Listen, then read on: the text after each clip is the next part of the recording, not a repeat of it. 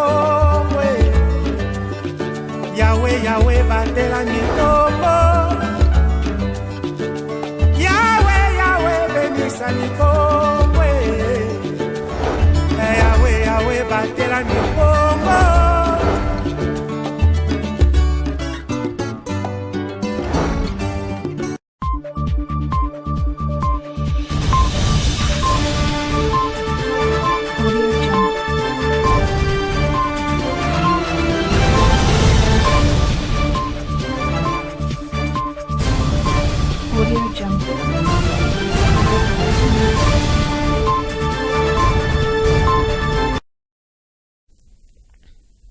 Merci à toutes et à tous de choisir ma bannière télévision pour vous informer. Bienvenue, chers téléspectateurs, dans ce nouveau journal. Directement Mbouela Lodge, à Kissantou, dans les territoires de Madimba, où le gouverneur de province, Dr Guiban Ndungidi, a procédé au lancement des travaux de la deuxième édition du Forum économique Kimvouama 2022, organisé par la Chambre de commerce et d'industrie du Congo central, au sujet de l'industrialisation de l'agriculture dans la province du Congo central, question de diversifier l'économie provinciale. Le détail, c'est dans ces reportages de nos confrères de la cellule de presse du gouvernorat. Agro-industrie, moteur de croissance et développement est le thème choisi pour la deuxième édition du Forum économique dénommé Kimvouama 22, organisé et initié par la Chambre de commerce d'industrie du Congo central du 17 au 20 novembre 2022. Le go de ces assises a été donné ce jeudi 17 novembre à Mbouela Lodge, à Kissantou, par le gouverneur de province, Dr Guiban Ndungidi, qui ne ménage aucun effort pour l'émergence de sa chère province. Le numéro 1 de la province a dans son mot d'ouverture présenter les atouts et défis que la province doit relever. Ce que nous rêvons de faire, c'est de voir le Congo central comme la gâchette qui déclenchera le développement de toute la République démocratique du Congo. Nous préférons vous dire que nous avons aujourd'hui l'opportunité de faire de cette province une vraie puissance économique et agricole en République démocratique du Congo. Nous rêvons que les productions agricoles traversent toute la province en quelques heures et arrivent à nourrir non seulement leur propre territoire, mais aussi avoir assez d'excédents pour toute la capitale, grâce à un réseau routier de transport multimodal qui irriguerait toute la province comme les veines dans les plus petites parties du corps humain. Les propositions concrètes d'appui à l'agriculture et au développement agro-industriel émanant de ce forum seront retenues et aux besoins présentés à l'Assemblée provinciale du Congo central pour être soutenues. Plusieurs personnalités politico-administratives, tant nationales qu'internationales, prennent part à ces assises dans le but de réfléchir sur différents panels pour booster l'économie du Congo central. Vous savez que le fait que la pauvreté ne fait que s'étendre, nous sommes en train de nous focaliser, de perdre nos énergies sur ce qui ne bâtit pas, particulièrement les polémiques politiques. Pendant ce temps, dans nos villages, les enfants deviennent de plus en plus malades, de plus en plus pauvres, etc., etc. Et donc, nous voulons mobiliser les ressortissants du Congo central d'abord, pour qu'ils puissent, chacun en ce qui le concerne, se demander qu'est-ce qu'il peut faire pour que cette province puisse aller de l'avant. S'en est suivi la décoration des médailles aux héros nominaux qui ont rendu des bons et loyaux services à la nation congolaise. Le chef exécutif a été décoré en médaille d'or du mérite civique par la chancellerie des ordres nationaux. Ensuite, une visite dans différents stands d'exposition a sanctionné cette première journée. Voilà, mesdames, messieurs, nous changeons de chapitre. Main dans la pâte, le commissaire général à l'entrepreneuriat, au sport et loisirs du Congo central, Dominique Nkodiambete, a conduit le jeudi 17 novembre 2022 auprès du directeur des cabinets du gouverneur de province, maître Cédric Dionso, mais aussi auprès du vice-gouverneur Grace Maswangi Pwangabi Lolo, un ancien athlète de renommée internationale. Il s'agit de messieurs Christopher Walembo, originaire du Congo central, de retour dans sa province après avoir fait sa carrière au niveau mondial. Il est donc venu avec des projets sur table pour le développement de la province, cher à Simon Kimbangu. Conduit par le commissaire général à l'entrepreneuriat, au sport et loisirs du Congo central Dominique Nkodiambete, M. Christopher Owalembo, ancien athlète de renommée internationale et entrepreneur de son état, originaire du Congo central, a été reçu ce jeudi 17 novembre 2022 au gouvernorat des provinces en ville basse par le directeur de cabinet du gouverneur avant d'échanger longuement avec le vice-gouverneur Grace Bilolo dans son cabinet de travail sur les projets d'investissement qu'il porte pour le développement du Congo central. Je suis originaire du Congo central, donc c'est tout naturellement que je suis venu ici pour présenter mes projets suite à l'invitation que j'ai reçue du gouvernorat du Congo central. Donc nous avons discuté de pas mal de choses. Je pense que les idées sont très bonnes. Espérons que nous pourrons réaliser ces projets qui, à mon avis, feront un très grand bien à toute la jeunesse du Congo central. Parce que j'ai vraiment été rassuré par les idées que le gouvernorat aujourd'hui défend et les idées qui ont été évoquées et que nous pourrons ensemble peut-être mener à bien. J'espère que ça pourra avoir un impact très positif pour toute la population du Congo central. C'est tout naturellement que je me propose de pouvoir participer au développement de la province au niveau du sport parce que j'ai été un athlète de haut niveau. Dieu m'a donné l'opportunité de pouvoir faire quelque chose en Europe. Maintenant, si on peut redistribuer un petit peu sur le territoire tout ce qui est de bon, parce qu'il y a énormément de bonnes choses ici, qu'il faut aussi prendre et déconstruire de ce qu'on a appris là-bas, parce que ça ne nous appartient pas, mais les choses qui sont ici nous appartiennent. Donc je pense qu'un mix de tout ça pourrait apporter un très très bon résultat. Juste après cette séance de travail, Christopher Owalembo, accompagné du commissaire général Dominique Nkodiambete, ont visité le terrain d'Amar avant de se rendre au chantier Stade Lumumba de Matadi où les travaux de construction se poursuivent. Cette ronde a été clôturée à la résidence officielle du gouverneur où l'hôte du commissaire général à l'entrepreneuriat, au sport et loisirs a étalé ses projets. Mesdames, Messieurs, nous restons à Matadi. L'histoire des passés ou des traversées, les ponts communément appelés béton, reliant des communes de la ville portière de Matadi, Nzanza et Mvuzi, est devenu un calvaire pour la population du quartier Mvuzi, dans la commune qui porte le même nom, les quartiers Pozo plutôt, dans la commune d'Mvuzi, car l'ouvrage s'est dégradé d'une manière dangereuse. Le détail, c'est dans cet élément signé Jean Msingoi.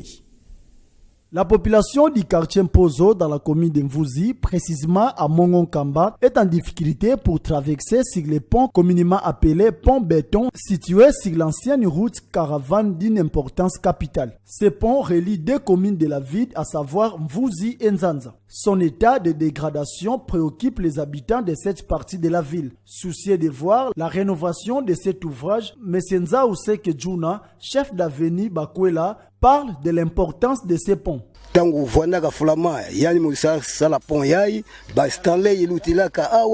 pont est construit à l'époque coloniale. Stanley, Diego Cao y sont passés. C'est un ouvrage chargé d'histoire. Nous demandons une chose, l'implication des autorités. Rien que ça. En cette période pluvieuse, cette infrastructure occasionne plusieurs dégâts à cause du trafic qui devient de plus en plus difficile. Les véhicules bennes qui transportent le sable et autres matériels de construction ne peuvent plus fréquenter ces coins à cause de l'état actuel de ces ponts. L'un des doyens du quartier sollicite l'implication des autorités provinciales et locales. Nous demandons à l'autorité provinciale s'il peut nous aider cette fois-là. D'abord, la route ici, c'est la route vraiment historique. Au lieu que les gens contournent, peut-être de faire Belvedere, voir, on peut parler à Pozo. À partir de ces tronçons ici déjà, ils peuvent déjà aller rejoindre les ponts Pozo. Quand on réhabilite encore la route Mvoado Pozo, les bus passaient par ici pour aller à Kinshasa. On fait Belvedere, on continue Belvedere jusqu'à ces ponts ici. Malheureusement, les ponts s'est effondrés. On ne voit aucune autorité qui se présente. L'autorité est là pour satisfaire à l'intérêt général. Alors, une brève dans ce journal pour parler diplomatie. Le Premier ministre, chef du gouvernement congolais Jean-Michel Sama Lukonde Kyenge est arrivé en Tunisie ce vendredi 18 novembre 2022 pour participer au 18e sommet de chefs d'État et de gouvernement de la francophonie. Le chef de l'État congolais, grand absent de ce rendez-vous, ce sommet de la francophonie, de plusieurs enjeux où est attendu plusieurs autorités du monde monde francophone. Le chef du gouvernement congolais a été accueilli par les autorités du ministère des Affaires étrangères au niveau de la Tunisie. Nous changeons de chapitre, mesdames, messieurs. Le ministre de la Défense nationale et ancien combattant Gilbert Kabanda a été auditionné ce vendredi 18 novembre 2022 au niveau des commissions défense et sécurité de deux chambres du Parlement congolais, à savoir l'Assemblée nationale et le Sénat, au sujet de l'évolution des opérations militaires sur terrain, principalement dans l'est de la République démocratique du Congo, où les affrontements se poursuivent entre FARDC et rebelles du M23 soutenus par Kigali.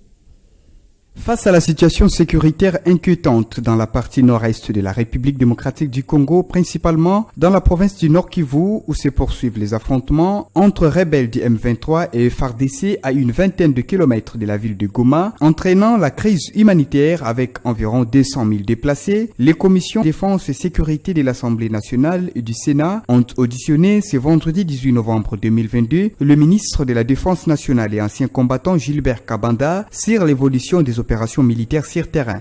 Je suis venu répondre à l'appel des commissions de l'Assemblée nationale et du Sénat concernant la question de l'heure, c'est-à-dire la sécurité à l'est de la République, et plus particulièrement à Goma. Il est tout à fait logique, normal, puisque nous sommes en temps de guerre, que les élus du peuple puissent se renseigner auprès du ministre qui a la défense dans ses attributions, comment les opérations évoluent, comment le gouvernement a pris les mesures de défense de la patrie, de gérer notamment tout ce qu'il y a comme déplacés. Il y a beaucoup de questions humanitaires qui se posent. Il était tout à fait logique que l'Assemblée nationale et le Sénat puissent poser des questions au ministre pour être éclairés là-dessus. Ce que je peux dire à la population, c'est que le gouvernement s'emploie à tous les niveaux pour que la guerre à l'Est, nous puissions la gagner. Il y a une semaine, j'étais à l'Est. Après ça, je suis parti à l'étranger. Je ne suis pas parti me reposer à l'étranger. Je suis parti pour trouver des solutions à la guerre à l'Est. Je suis rentré. Nous sommes chaque jour au sein du gouvernement. Chaque jour, nous examinons la situation à l'Est et la population peut être sûre que son gouvernement, son Parlement, s'occupe de manière permanente de cette situation. Et la population peut compter sur ces instances-là parce que cette guerre, nous allons la gagner. Il faut donc un esprit positif et un sens élevé de patriotisme en cette période dans les chefs de la population afin de développer une solidarité exceptionnelle et vaincre cette guerre alimentée par certains des pays voisins dont le Rwanda. Clin d'œil dans les quotidiens des populations africaines. La circulation est devenue un véritable calvaire en pleine journée à Lagos, capitale du Nigeria, pays le plus peuplé d'Afrique. Les autorités misent désormais sur les transports fluviaux et ferroviaires pour désengorger la capitale. Est chauffeur de bus à Lagos. Au volant de son Danfo, un taxi clandestin, il est aux premières loges de l'évolution de sa ville. Toujours plus de monde, mais peu de transports en commun. Il y a beaucoup de circulation sur la route en direction des îles, tout le temps, chaque jour ouvrable, parce que c'est là que la majorité des gens travaillent. Avec ses 22 millions d'habitants, la métropole de Lagos, l'une des plus peuplées d'Afrique, doit relever le défi de son urbanisation. Routes dégradées et bouchons interminables transforment la vie de ses citadins en cauchemar. Je dirais que le stress fait partie de Lagos, il fait partie de la vie quotidienne. Les gens subissent beaucoup de stress à cause de la circulation. Alors pour décongestionner le centre-ville, les autorités misent entre autres sur le ferry. Ce commercial en est devenu un adepte. Je prends le bateau tous les jours pour arriver à l'heure au bureau. Par bateau, ça met en moyenne 20 à 25 minutes. Alors qu'en voiture, ça peut prendre 1h30 et parfois 2 heures. Mais prendre le ferry est beaucoup plus coûteux que les transports informels.